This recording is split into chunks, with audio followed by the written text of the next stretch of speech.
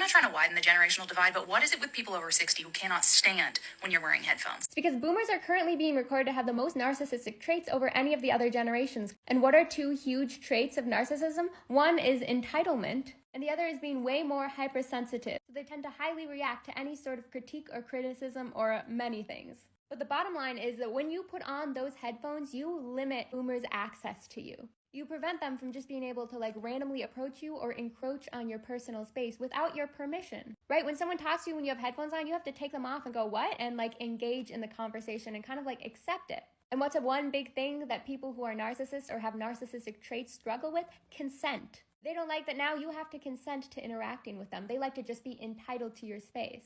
And I've made a video before talking in depth about all of the studies and why I think this is. And I definitely do think it correlates with this trend of people who are starting to go completely no contact with their toxic family and relatives. And there are a lot of interesting points when it comes to being in the workplace with this whole headphone debate. Because what do most companies and toxic corporations love more than anything? Total control and access to all of their employees at any point. And despite the fact that there's actually studies shown that listening to podcasts and music or whatever Netflix on the side kind of helps productivity. I remember at one point at my old job, which was ironically working in mental health care, so they should know these things, they blocked access to a lot of these sites. Which was no surprise because our CEO had a lot of narcissistic tendencies as well, but that was kind of my last straw at that company. And a lot of people will argue oh, it cuts off spontaneous creativity and conversations flowing. But it really doesn't. Just tap someone on the shoulder or wave a hand. It's not like when we're at work in the office, we're gonna shun you. But I think the bottom line is that older generations just see headphones as a sign of disrespect. When you really dig down to the bottom of what that disrespect is, it's just their frustration and their lack of total access and unregulated control over you, even down to what you're hearing.